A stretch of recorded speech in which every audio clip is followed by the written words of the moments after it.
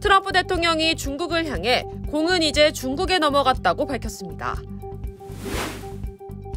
친트럼프계 연방 하원 의원이 관세 유예 발표 직전 수십만 달러치 주식을 산 것으로 나타났습니다. 트럼프 대통령이 하버드 대학교에 면세 지위를 박탈할 수 있다고 경고했습니다. 연방 이민세관 단속국 요원들이 법원에 출석한 남성을 체포하는 장면이 공개됐습니다. 미국을 찾는 관광객이 감소해 미국 경제에 악영향을 줄 수 있다는 우려가 제기되고 있습니다. 여러분 안녕하십니까? 4월 15일 화요일 SBS 뉴스 시작합니다. 트럼프 대통령이 관세 전쟁 중인 중국을 향해 공은 이제 중국에 넘어갔다며 먼저 손을 내밀 뜻이 없음을 내비쳤습니다. 또 중국의 보복에 큰 타격을 입은 농가를 향해선 버텨달라는 메시지와 함께 농부들을 보호하고 지원할 것을 약속했습니다. 오늘 첫 소식 남승모 특파원입니다. 미 백악관 대변인이 방금 집무실에서 트럼프 대통령에게 직접 받은 추가 발언이라며 중국에 대한 입장을 공개했습니다. The ball is in China's court. China needs to make a deal with us. We don't have to make a deal with them. 중국은 다른 나라와 다를 게 없으며 단지 규모가 더 클 뿐이라고 깎아내렸습니다. 중국은 미국이 가진 걸 원한다면서 그건 모든 나라가 원하는 미국 소비자라고 말했습니다. 미국의 돈을 필요로 한다는 겁니다. So the president again has made it quite clear that he's open to a deal with China, but China needs to make a deal with the United States of America. 트럼프는 또 중국 보복 조치의 표적이 된 미국 농가를 향해 버텨달라고 호소했습니다. SNS에 글을 올려 무역 전쟁 때마다 농부들이 항상 최전선에 섰다며 위대한 애국자라고 치켜세웠습니다. 첫 임기 대중무역전쟁 때 이들에게 조금만 더 버텨달라고 했고 결국 훌륭한 합의를 이끌어냈다고 주장했습니다. 당시 중국과의 협상을 통해 280억 달러, 40조 원을 농민들에게 보상했다면서 농부들을 반드시 보호할 것이라고 약속했습니다. 백악관도 농가 지원책을 검토하고 있다고 확인했습니다. The Secretary of Agriculture I know has spoken to the president about that and again it's being considered. 중국에 이어 미국도 장기전 불사방침을 선언한 셈이어서 미중 간 무역 갈등이 당장 돌파구를 찾긴 어려울 전망입니다. 워싱턴에서 SBS 남승모입니다.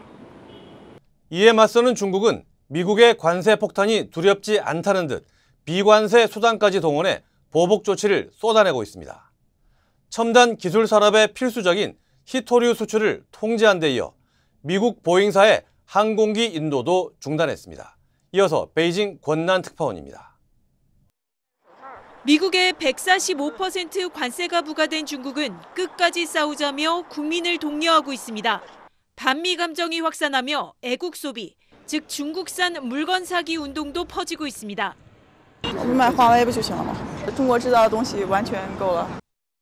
트럼프에게 무역 전쟁에선 비관세 카드가 중요한 변수가 되고 있습니다. 대표적인 게 중국의 히토류 통제입니다.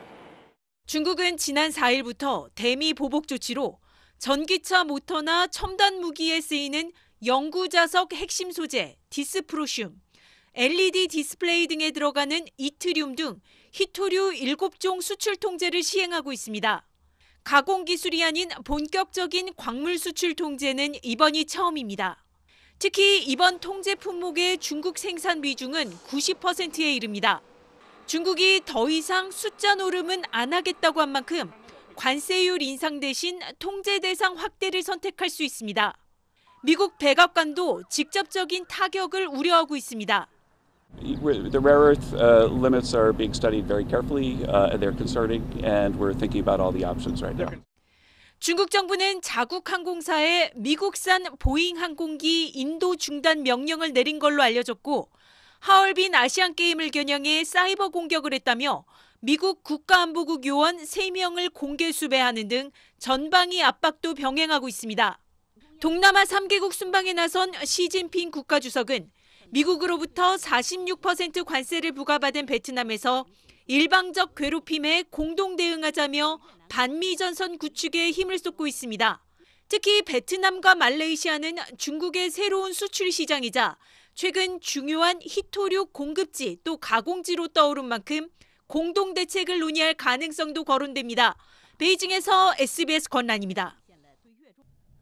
친 트럼프 계열로 알려진 연방 하원 의원이 트럼프 대통령의 관세 유예 발표 직전 수십만 달러 규모의 주식을 사 논란이 일고 있습니다. 뉴욕타임스와 블룸버그 통신 등은 공화당 소속 마조리 테일러 그린 연방 하원 의원이 지난 8일과 9일 21건의 주식 거래를 했다고 보도했습니다. 9일은 트럼프 대통령이 국가별 상호 관세를 유예하겠다고 발표한 날입니다. 이틀 동안 매수한 금액은 최대 31만 5천 달러, 한화 약 4억 5천만 원 정도로 매수 종목은 아마존과 테슬라, 애플 등이었습니다. 민주당은 트럼프 측 인사들 간 내부자 거래가 있었는지 조사해 줄 것을 당국에 촉구했습니다. 트럼프 대통령이 하버드대 면세 지위를 박탈할 수 있다고 경고했습니다. 트럼프 대통령은 오늘 자신의 SNS에 하버드대가 테러리스트의 영감을 받거나 지지하는 질병을 계속 추진한다면 대학에 부여하는 면세 지위 대신 정치단체로 과세할 수 있다고 밝혔습니다. 앞서 하버드대는 반유대주의 근절 등을 명분으로 한 트럼프 정부의 교내 정책 변경 요구에 대해 대학의 독립성과 헌법상 권리를 놓고 협상하지 않겠다고 밝혔습니다. 이에 트럼프 정부는 하버드대 22억 달러, 3조 원 규모의 보조금과 6천만 달러, 850억 원 규모의 계약을 동결하겠다고 발표했습니다. 이번 사태에 대해 오바마 전 대통령은 학문의 자유를 억압하려는 서투른 시도에 대한 거부라며 하버드대의 결정을 지지했습니다. 미국 시민권을 취득하기 위해 이민국 센터를 방문했던 컬럼비아대 학생이 아이스에 의해 체포됐습니다. 팔레스타인 출신 컬럼비아대생 모센 마다위는 지난 월요일 버몬트주에 위치한 이민센터를 방문했다가 아이스에 의해 체포됐습니다. 마다위 측은 시민권 취득 관련 인터뷰인 줄 알고 방문했는데 아이스 요원들이 갑자기 나타나 자신을 구금했다고 주장했습니다. 10년 넘게 미국에 거주해온 영주권자인 마다위는 친팔레스타인 시위의 주요 조직자였지만 지난 3월 활동을 중단했습니다. 마다위 측 변호인은 이번 체포가 그의 정체성과 활동에 대한 보복이라며 체포는 위헌이라고 주장했습니다. 버몬트주 연방판사는 마다위의 추방을 막는 임시 제한 명령을 내린 상태입니다. 연방이민세관 단속국 아이스 요원들이 법원에 출석한 베네수엘라 출신 남성을 체포하는 장면이 공개됐습니다. 불법 체류자인 올해 33살 아르누엘 코메나레스는 지난 2월 음주운전 등의 혐의로 뉴햄프셔주 법원에 출석했습니다. 아이스 요원들은 엘리베이터에서 내리려던 남성을 불러 체포하려 했지만 이에 실패하자 법정 입구로 따라가 체포했습니다. 체포 과정에서 한 노인이 넘어져 부상을 입기도 했습니다. 아이스에 체포된 콜메나레스는 현재 텍사스 아이스 시설에 수감돼 있습니다. 미국을 찾는 관광객이 감소해 미국 경제에 악영향을 줄 수 있다는 우려가 커지고 있습니다. 블룸버그 통신은 오늘 트럼프 행정부의 강경한 관세와 국경 정책으로 인해 미국 제품 불매와 여행 기피 현상이 확산되고 있다고 보도했습니다. 오늘 발표된 미국 국제무역청 자료에 따르면 지난 3월 미국 방문자 수는 전년 대비 10% 감소했습니다. 실제로 캐나다와 유럽 관광객들의 미국 여행 취소가 잇따르면서 항공료와 호텔 요금도 하락세를 보이고 있습니다. 전문가들은 미국의 공격적인 정책이 세계인의 반감을 키우며 경제에 장기적인 타격을 줄 수 있다고 분석했습니다. 텍사스주 댈러스의 윌머 허친스 고등학교에서 오늘 오후 총격 사건이 발생해 학생 4명이 부상을 입었습니다. 경찰에 따르면 용의자의 신원은 확인됐지만 현재 도주 중이며 정확한 범행 동기는 밝혀지지 않았습니다. 현장에는 총격 직후 2분 만에 학교에 배치된 경찰이 대응한 것으로 나타났습니다. 댈러스 교육청은 이번 주 해당 학교 수업을 취소하고 학생과 교직원을 위한 심리 상담을 지원할 예정입니다. 오늘 새벽 일리노이주의 한 팔레트 공장에서 대형 화재가 발생했습니다. 불은 오늘 새벽 1시 반쯤 시작됐으며 대량의 목재 팔레트와 강풍이 불길을 키우면서 진화에 어려움을 겪었습니다. 현재까지 인명피해는 없는 것으로 확인됐으며 소방당국은 화재 원인을 조사 중입니다. LA 다운타운의 한 보석상에서 도난 사건이 발생했습니다. 오늘 오전 10시쯤 상점 업주가 도난 신고를 냈으며 경찰은 도둑들이 몇 주 동안 매일 밤 건물에 드나들며 범행을 이어온 것으로 추정하고 있습니다. 경찰에 따르면 절도범들은 인근 폐건물에서 해당 상점까지 벽을 뚫고 들어가 귀금속과 현금을 훔쳐 달아난 것으로 전해졌습니다.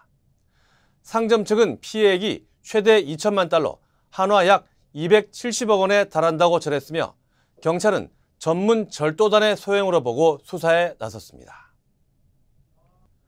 총기 관련 혐의로 수배 중이던 남성이 오늘 오후 LA 한인타운에서 차량을 버리고 도주하는 사건이 발생했습니다.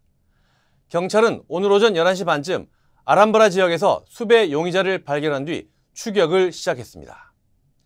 용의자는 도주 중 한인타운 4가와 뉴햄프셔 애비뉴 인근에 차량을 세워둔 채 달아났고 경찰은 수색에 나서 1시간 만에 체포했습니다. 네, 6월 3일 치러지는 대통령 선거 투표 참여를 위한 재외선거 유권자 등록 마감일이 9일 남았습니다. 하지만 여전히 유권자 등록은 저조한 상황이라고 합니다. 이두영 기자가 유권자 등록 방법과 절차를 정리해봤습니다. 재외선거 유권자 등록은 공간을 방문하거나 온라인을 통해서 할 수 있습니다.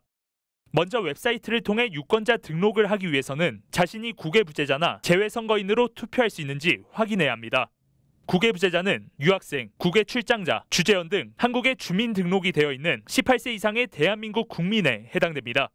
재외선거인은 한국 주민 등록이 되어 있지 않거나 주민등록 말소자로 분류됩니다. 한국에 주소를 두고 해외에서 투표하는 분들이 이제 국외부자 신고 대상이고 재외선거인 대상은 한국에 주민등록이 없는 분들이 재외선거인 신청 대상입니다.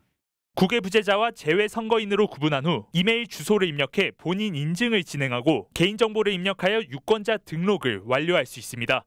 등록 과정에서 어려움이 있을 경우 예시 화면을 선택해 참고할 수 있습니다. 현재 인터넷 커뮤니티에서는 재외선거 유권자 등록을 마쳐도 확인 이메일이 오지 않는다는 글들이 올라오고 있습니다.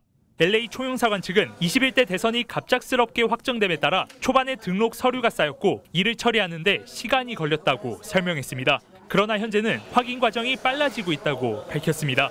선거권 유무를 조회해서 적격한 분에 대해서 바로 접수증을 발급하기 때문에 시간은 그렇게 많이 걸리지 않습니다. 로스앤젤레스 총영사관 같은 경우 지금 신고하고 나서 지금 심사를 바로바로 하기 때문에 그렇게 지체되는 상황은 아니고요. 21대 대선은 윤석열 대통령 탄핵 후 치러지는 조기 대선인 만큼 한인들의 관심도 높아지고 있습니다. 상당히 어렵고 힘든데 훌륭한 지도자가 나와서 한국이 다시 바로 서기를 바라는 마음에서 투표하러 왔습니다. 국외부재자 신고와 재외선거인 등록은 오는 24일까지입니다. 재외선거 투표는 선거일 전 14일부터인 다음 달 20일부터 25일까지 재외투표소에서 진행될 예정입니다. LA에서 SBS 이두현입니다. 한국 소식입니다. 민주당과 국민의힘이 어제 대선 경선 후보 등록을 마감했습니다. 민주당은 3파전이 확정됐고 국민의힘은 11명이 경쟁하게 됐습니다. 대선이 48일 앞으로 다가온 상황에서 각 당의 최종 후보는 언제 정해지는 건지 박찬범 기자가 전해드립니다. 민주당은 권리당원과 대의원을 대상으로 4차례 지역 순회 경선을 치릅니다. 오는 19일 충청권을 시작으로 20일 영남권, 26일 호남권, 27일엔 수도권과 강원, 제주의 권역별 경선 결과를 발표합니다. 21일부터 27일 가운데 이틀을 골라 국민선거인단 투표, 즉 일반 국민 대상 여론조사도 합니다. 권역별 경선 결과와 여론조사 결과를 각각 50%씩 반영해서 오는 27일 민주당 후보를 선출합니다. 만약 과반 득표자가 없으면 1, 2위 후보 간 결선을 진행해서 다음 달 1일 최종 후보를 정합니다. 국민의힘은 서류 심사만으로 1차 경선 진출자를 가립니다. 이어 2개 조로 나눠서 토론회를 진행하고 100% 국민 여론조사를 통해 오는 22일 2차 경선 진출자 4명을 추립니다. 다시 후보자 토론회와 선거인단 투표, 그리고 국민 여론조사까지 거쳐 29일 결선 진출자 2명을 정하는데 이때 만약 과반 득표자가 있으면 그대로 후보로 확정됩니다. 그렇지 않으면 다음 달 3일 전당대회에서 대선 후보가 정해집니다. 민주당은 경선 후보들의 기탁금을 1인당 4억 원으로 정했고 국민의힘은 경선을 한 번 치를 때마다 1억 원씩 내는 방안을 검토하고 있습니다. SBS 박찬범입니다.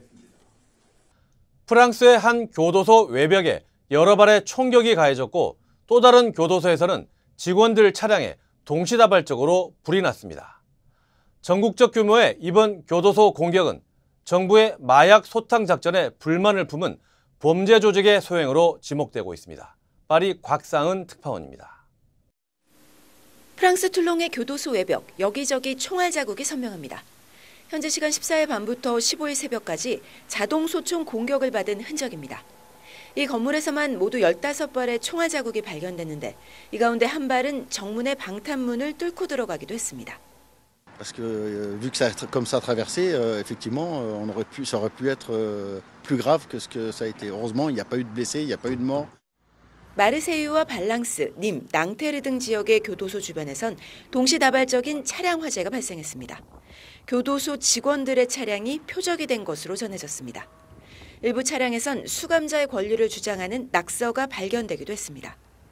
현지 매체들은 전국적 규모의 이번 교도소 공격 사건이 정부의 마약 범죄 대응에 반발해 조직적으로 발생한 것으로 보인다고 전했습니다. 현장을 찾은 다르마냉 법무장관은 용납할 수 없는 범죄라며 강하게 비판했습니다. 이어 마약 밀매를 근절하고 범죄 조직을 뿌리 뽑기 위한 노력을 멈추지 않겠다고 강조했습니다. Donc il y a manifestement des actes d'intimidation contre les agents, donc contre la République. On ne cédera pas. 프랑스 당국은 마약 관련 범죄가 날로 흉포해지고 범죄 가담자들의 연령도 빠르게 낮아지자 이른바 마약 조직과의 전쟁을 선포하고 대대적인 소탕 작전을 벌이고 있습니다. 파리에서 SBS 곽상은입니다. 미국 에너지부가 한국을 민감 국가로 지정한 효력이 어제부터 발생했습니다. 해제까진 시간이 상당히 걸릴 듯해 원자력 같은 핵심 기술 연구에 차질이 불가피한 상황입니다. 최재영 기자입니다. 지난달 20일 안덕근 산업통상자원부 장관이 미국 에너지부 장관과 만났고 외교부, 과학기술정보통신부, 산업부의 국장급들이 한미 실무 협의에도 나섰지만 민감국가 발효일인 어제까지도 정부는 지정 해제를 이끌어내지 못했습니다. 민감국가 지정 해제는 미측 내부 절차에 따라 진행되는 것으로 좀 더 시간이 필요할 것으로 보입니다. 외교부 관계자는 미국과 협상 중이지만 해제 여부는 미측이 결정하기 때문에 언제일지 예측이 어렵다고 설명했습니다. 과거 사례를 보면 지난 1981년 1월 미 에너지부가 민감국가 제도를 시작할 때 한국을 명단에 올린 후 약 13년 6개월이 지난 1994년 7월에야 지정이 해제되기도 했습니다. 정부가 지난 1993년 12월 지정 해제를 건의하고 협의에 나선 지 약 8개월 만에 명단에서 뺀 겁니다. 수개월 후에 또 해제되는 그런 경험도 있고요. 그래서 노력을 해서 조속한 시일 내에 해제를 할 수 있도록. 정부는 민감국가 지정 이유에 대해 기술적인 보안 이유로 지정됐다고 지속적으로 확인하고 있다면서 핵 무장론 등이 원인이라는 일각의 주장에 대해 선을 그었습니다. 핵 무장론, 원전 수출 무리한 강행, 국지전 도발과 친일 쿠데타 이런 것들 아니었다 한다면 핵 민감국가 지정은 없었을 것이다. 지금 말씀하신 내용은 제가 아는 범위 내에서는 전부 다 사실 무근입니다. 정부는 또 민감국가 지정이 한미 연구개발 협력에 영향을 미치지 않는다는 점을 미측이 확인했다고 강조했습니다. 다만 앞으로 한국 연구진이 사전 신원 확인을 받아야 하는 등 한미의 공동연구 과정에서 심리적 장애물로 작용할 수 있다는 우려는 여전합니다. SBS 최재영입니다. 재외동포청이 이달의 재외동포로 고 홍명기 밝은 미래재단 이사장을 선정했습니다. 주요 한인사회 소식 이원정 기자입니다. 재외동포청이 올해 4월 이달의 재외동포로 고 홍명기 밝은 미래재단 이사장을 선정했습니다. 이상덕 청장은 홍명기 선생이 단순한 재정적 지원을 넘어 미주 한인 사회의 뿌리를 튼튼하게 하고 독립운동 정신과 그 역사적 가치를 후대에 전하는 중요한 역할을 하셨다며 이달의 재외동포로 선정했다고 밝혔습니다. 고홍명기 이사장은 안창호 동상 건립과 고속도로 인터체인지 명명 사업을 진행했으며 김영옥 재미동포 연구소와 청년 장학사업, 소외계층 자녀들을 위한 장학사업에도 앞장섰습니다. LA 한국문화원이 오는 18일 캘스테이트 샘 버나디노와 함께 한국문화축제를 개최합니다. 한국문화원은 평소 한국문화를 쉽게 접하기 힘든 샘 버나디노 지역의 대학생과 지역 주민들을 대상으로 이영미 한식대가를 초청해 김치에 대해 배우고 김장도 하게 됩니다. 또한 장고춤과 가야금, 거문고 등으로 다양한 한국 전통음악과 무용을 선보이게 됩니다. 아시아나항공이 오는 5월 1일부터 10월 26일까지 뉴욕에서 인천 야간편을 매일 운항합니다. 아시아나항공은 급증하는 여행객을 위해 야간 편의 기종을 A380으로 확대하며 매일 운항하기로 결정했습니다. 또한 이를 기념하기 위해 추가 요금 좌석 30% 온라인 할인 쿠폰 이벤트를 4월 30일까지 실시합니다. 연방우정국이 지난해 7월 인상 이후 또다시 우표값 인상을 추진하고 있습니다. 우정국은 일종 우표인 포에버 우표를 현행 73센트에서 78센트로 인상하는 안을 우편규제위원회에 제출했으며 만약 승인될 경우 오는 7월 13일부터 우표 가격이 인상된다고 밝혔습니다. 조지아주의 세금 보고 마감일이 5월 1일로 연장됐습니다. 연방국세청은 지난해 허리케인 헬렌으로 피해를 입어 연방 재난지역으로 선포된 조지아를 포함해 엘라베마와 플로리다, 노스 앤 사우스 캐롤라이나, 테네시 그리고 버지니아 일부 지역이 적용된다고 밝혔습니다.